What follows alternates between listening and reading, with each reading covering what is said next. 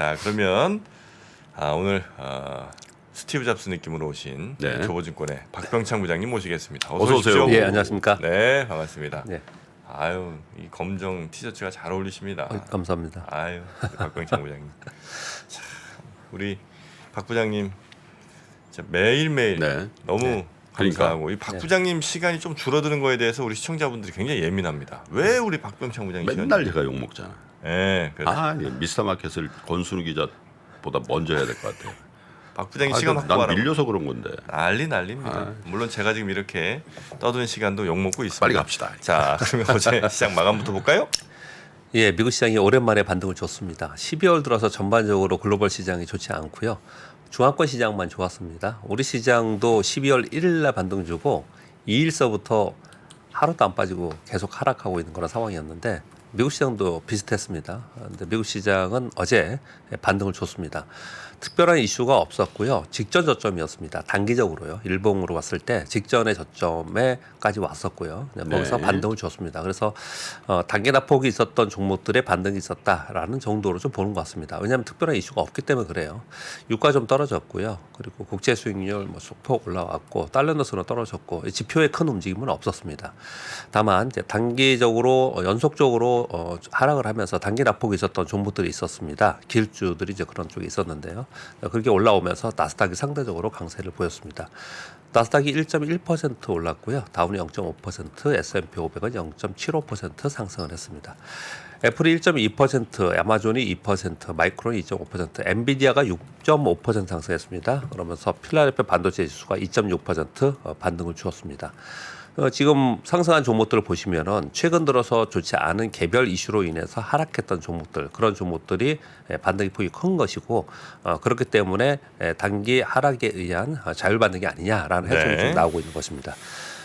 다우존스 산업지수나 S&P 500에 있는 종목들 중에서는 홍콩이 코로나 정책 완화 내용이 어저께 나왔습니다. 그래서 어제 항생지수가 3.3% 올랐습니다. 그래서 미국의 카지노주와 여행주가 좀 상승을 하면서 상승을 이끌었다라고 보시면 될 것 같습니다. 한마디로 표현을 하면 일봉상으로 직전에 저점까지 왔어요. 여기서 이제 무너뜨리면 또 걱정을 많이 하겠죠. 이제 거기서 반등을 좀 준 것이다. 이제 그 반등은 낙폭과대 종목이 반등을 했다. 그렇게 보시면 될 것 같습니다. 우리 시장 어제 선물에서는 동시 만기일이었습니다. 코스피 0.49% 하락했고 코스닥 0.78% 하락했는데요. 동시 만기치고는 변동성이 굉장히 작았습니다. 그래요? 하루 종일 그냥 좀 약간 지지부진한 그런 모습을 좀 나타냈는데 장 막판에 금융투자가 약 2천억 매수하고요. 외국인들이 2천억 정도 매도를 해서 외국인들이 4,600억 정도 매도로 잡혀 있거든요. 이거 좀 부연 설명을 좀 드리면요. 12월 동시 만기 프로그램 거래 마지막 거래는 내년 3월물을 바라보고 롤오버를 한 가지를 하고요. 또 하나는 배당 관련 프로그램 매수가 들어옵니다. 그래서 이번에는 아마도 좀 작지 않겠냐. 왜냐하면 배당 수익률이 좀 낮을 거다라는 얘기들이 굉장히 있었거든요. 그래서 배당이 아마 그렇게 배당을 노리는 매수가 크지 않을 거다라는 얘기들이 계속 있었는데요. 과거보다 분기 배당이 좀 늘어났습니다. 큰 기업들의. 그런 부분도 있고요. 그래서 이제 좀 규모가 줄 거다 그랬는데 실제로 많이 줄었습니다. 네. 과거에 보면은 1조 가까이의 움직임이 마지막에 있었어요. 1조 넘은 적도 있었고요. 그런데 어제는 약 2천억 정도의 거래뿐이 없었습니다. 그러면서 외국인들 한 2천억 팔고 금융투자에서 2천억 샀는데 요 금융투자에 2천억 매수한 거는요. 배당락 되고 나서 다 나와요. 매도가 나올 거인 거고요. 그러니까 이벤트 매수일 것이다 이렇게 보시면 될 것 같습니다. 이것으로 인해서 코스피가 하락하다가 약간 반등 줬어요. 코스피 시가총액 상위 종목들 여러분 보시면요. 거기에 관련된 종목들이나 아니면 배당 관련 종목들이 마이너스였다가 플러스로 올라온 종목들이 좀 눈여겨 좀 볼 수 있는 그런 부분이 있었고요. 반대로 코스닥은 살짝 좀 떨어졌어요. 반락하면서 마감을 했습니다. 그래서 어제는 선물에서 동시 만기의 거래 그리고 배당락과 연계된 거래로 인해서 움직임이었다. 그 규모는 줄어들었기 때문에 특별하게 큰 변동성은 없었다라고 보시면 될 것 같습니다. 네. 오늘 중국과 미국의 중국 CPI, PPI 발표되고요. 미국은 PPI가 발표됩니다. 이거 보시면 될 것 같고요. 미국의 3대 시장이 직전 저점, 시황 정리하면서 말씀드렸다시피 직전 저점에서 반등을 했습니다. 그러나 지금 거래량이 감소한 상태에서 그 반등의 폭이 약하죠. 약한 반등이었습니다. 이런 것들은 그동안에 올라온 폭이 있다라는 것이 반영된 것이고 또 한 가지는 다음 주에 CPI와 FOMC가 있죠. 예. 그래서 이것에 의한 이제 관망 분위기가 짙다. 예, 한번 보자. 이런 얘기들이고요. 여전히 다우존스 산업지수가 강세이고 나스닥이 약세입니다. 이것은 빅테크의 기업들이 시가총액이 높기 때문에 이들의 약세는 시장의 전체적인 심리가 약세로 이끄는 그런 요소를 지금 나타내고 있습니다.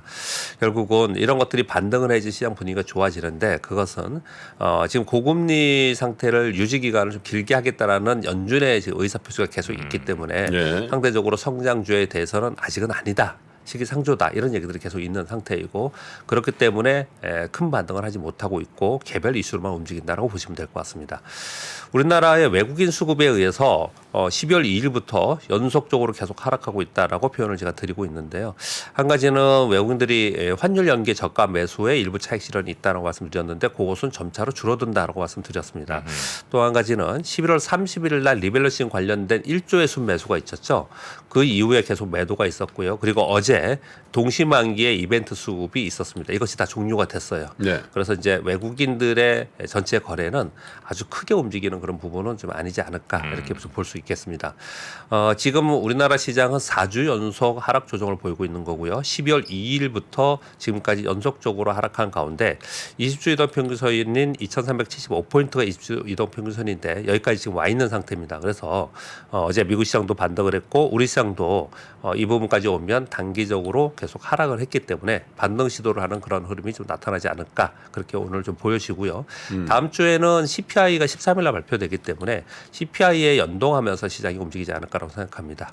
전반적으로 연말 돼서 거래가 감소하고 있고 개별 종목으로만 등락을 보이고 있다라고 보시면 될 것 같고 개별 종목 등락에서 이번 주 내내 말씀드리고 있는 것은 그동안에 상대적으로 네. 굉장히 강했던 종목들의 차익 실현 매물이 나오고 약했던 종목들의 반등이 나오는 그런 특징을 좀 보이고 있습니다. 그래서 전반 이렇게만 말씀드렸지만 여러분들이 실질적인 고민은 이런 고민일 거예요. 2차 전지 섹터가 약합니다. 지금 그게 올해 굉장히 제일 괜찮았잖아요. 네. 거기 지금 매물이 나오고 있는 그런 상황이거든요. 매물 나오다 보니까 뭐 거기에 부차적인 악재들도 좀 나오고 있는데 그런 악재들은 일반적인 우리가 흔히 알고 있는 악재들이 많이 나오고 있어요. 그래서 이때 이거를 팔아야 되는지 그냥 들고 가야 되는지 팔고 다른 걸 해야 되는지 팔고 그냥 현금을 들고서 얘를 다시 지켜봐야 되는지 이런 전략적 판단을 지금 해야 되는 그런 상황이라고 보시면 될 것 같습니다. 네. 이슈들 좀 살펴볼까요? 예, 다음 주에 말씀드린 대로 CPI 발표가 있고요. 컨센서스는 7.3%입니다. 그리고 FOMC 금리 결정 회의가 컨센서스가 50pp 인상을 지금 컨센서스로 되어 있습니다. 그리고 ECB 통화정책 회의가 있고 다음 주에 미국의 선물원순 동시 만기가 있거든요. 네. 그러니까 이런 것들이 있기 때문에 수급적으로도 변동성이 좀 있을 수 있고 그리고 주요 정책들이 있기 때문에 미국 시장은 좀 관망 분위기가 있다라고 보시면 될 것 같고요. 지금 시장의 컨센서스대로 만약에 지표들이 나오면 이것으로 인해서 시장이 하락하거나 상승하는 그런 부분은 좀 아닐 것 같아요. 그런데 이 컨센서스하고 완전히 비껴난 그런 흐름이 나타나면 시장은 변동성을 줄 수 있겠죠. 근데 지금 현재 상황은 이 정도 나오지 않을까라고 보고는 있습니다. 결국은 이것 역시도 지금 변동성 요인 중에 하나이기 때문에 시장은 좀 관망 분위기로 이번 주 넘어가고 있다라고 보시면 될 것 같습니다. 네. 월스트리트저널의 칼럼에 이런 칼럼이 나왔습니다. 뭐 우리가 바라는 바고 그리고 이렇게 되지 않을까라고 생각하는 부분인데요. 미국이 IRA에 지금 시행함에 있어서 유럽연합과 한국, 일본 등 동맹과 대타협이 필요하지 않겠냐. 어떻게 타협을 해야 되느냐. 전기차 보조금과 대중국 반도체 수출 제한과 비롯한 기타 대중국 제한이 동맹국가 타협할 필요가 있지 않냐 연계해서 이런 얘기들 좀 하고 있습니다. 우리도 사실은 이런 얘기 나오지 않아도 이렇게 할 필요가 있지 않겠냐. 우리는 이렇게 해야 된다 이런 얘기를 굉장히 많이 했지 않습니까? 그래서 실질적으로 이런 얘기들이 주요 기사로 나오고 있는 것을 보면은 그런 가능성이 있고 뭔가 그런 움직임이 있기 때문에 이런 기사가 나오지 않나라고 생각을 하고 있습니다. 내년 정경련에서 조사에서 발표한 내용들인데요. 2023년 상반기에 주요 원자재 가격이 대부분 하락하지 않겠냐는 전망이 나왔습니다. 그 이유는 글로벌 경기 침체 영향으로 수요 부진이 될 것이다라는 것이고 이거는 뭐 연준에서 얘기하는 그런 흐름대로 계속 이해가 되고 있습니다. 근데 변수를 얘기하고 있습니다. 우크라이나 러시아의 전쟁과 중국 경기 회복의 여부 네. 이것으로 인해서 내년도 전망이 변동성이 클 수 있다. 이 표현을 좀 하는 거예요. 그래서 그만큼 중국 경기 회복은 전체적인 흐름이기 때문에 좀 천천히 볼 수 있는데 전쟁 관련해서는 이건 돌발 변수가 될 수 있기 때문에 이 부분은 항상 생각하고 있어야 된다라는 말씀을 드리겠고요. 세 번째는 중국의 언론을 통해서 보도가 나온 건데요. 그래서 우리나라에 이걸 받아서 우리나라의 그 증권사에서 보고서 쓴 내용입니다. 테슬라에서 중국인 CEO 임명 가능성이 있지 않겠냐라는 거예요. 그러니까 중국 법인에 아니면 아니요. 전체 지금은 테슬라에 본사에? 예, 본사에. 예. 지금 중국 법인은 중국인입니다. 중국 사업 대표가 중국인이에요. 근데 이 중국인을 테슬라 자동차 사업부 대표로 지정할 개연성이 있다라는 보도가 나왔습니다. 그런데 이제 자율주행 로보틱스 에너지 분야를 제외한 자동차에 국한한다라는 이제 타이틀을 이렇게 달고 나왔는데요. 이게 지금 미국의 정치권이나 이 사회에서 반대할 가능성이 굉장히 높지 않습니까? 사실은. 네. 네, 그러나 협상 여지가 있다라고 하면서 요 뉴스가 좀 나왔어요. 왜냐? 일론 머스크는 2030년까지 테슬라의 전기차 2천만 대를 판매 목표를 하고 있는데 중국 없이는 불가능하다. 그리고 말끝마다 항상 하는 얘기가 일론 머스크가 원자재 부족 때문에 문제가 심각하다. 이런 얘기를 하고 있는데 이렇다면은 중국인 CEO 임명 가능성이 굉장히 높지 않냐라고 하는데 이 보도가 왜 우리나라에 계속 이게 돌아다니면서 중요하게 생각하냐면 실제로 중국인 CEO 임명이 됐을 때 우리나라가 지금 테슬라와 연계된 사업부나 연계된 사람이 굉장히 많지 않습니까? 네. 여기에 어떤 영향을 줄까에 굉장히 관심을 네. 많이 갖고 있는 그런 상황입니다. 그리고 블랙록에서 중국인을 근데 테슬라 CEO로 할 수 있을까요? 좀 어려운 거 아닙니까? 그렇죠. 뭐 중국인이지만 미국계 중국인도 있을 수 있겠죠. 미국계 중국 국적자를 중국 국적자를 거기다 취업을 시킨다? 일단 지금은 내용은 그래요? 지금 중국 부동산 대표가 중국인입니다. 아니 중국 법인은 당연히 중국인. 있는데. 그 사람이 할 가능성이 높다. 그 사람이 본사로 예예예 가능성이 높다. 차이니즈를 예 그렇게 얘기를 지금 하고 있는 겁니다. 그래요? 지금. 분위기에서 난 쉽지 않을 것 같은데. 그러니까 이제 쉽지 않다라고 얘기를 하지만 뭐 뉴스까지 나오긴 가능성도 있지 않겠냐라고 하는 거니까 우리는 관심을 갖자 이렇게 얘기 좀 네, 하고 있는 네. 겁니다. 블랙록은 뭐 미국의 월가에서 펀드매니저들이 블랙록의 투자 내용들을 상당히 많이 그 참고를 하고 있는데요. 미국 주식 투자 비중 축소 공고를 했습니다.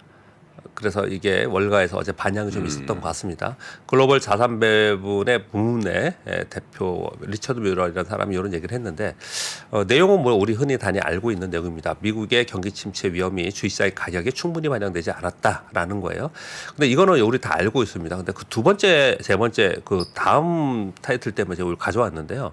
미국의 저축률이 역대 최저순으로 빠르게 하락 중이라는 표현이에요. 전 이걸 예전부터 굉장히 중요하게 생각을 했는데요. 우리 요번에 발표된 미국의 그 소비 지표를 보면 소비 지표 굉장히 좋잖아요. 서비스 부분이 굉장히 좋잖아요.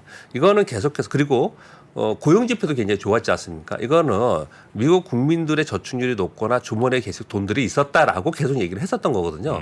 이게 굉장히 빠르게 하락 중이라는 거예요. 그러면 소비 둔화가 돼서 물가가 떨어지는 부분에 우리가 바라는 부분도 한축으로는 있지만 한축으로는 경기 침체, 경기 둔화가 굉장히 빠른 속도로 될 수 있다라는 것을 경고하고 있는 그런 내용이거든요.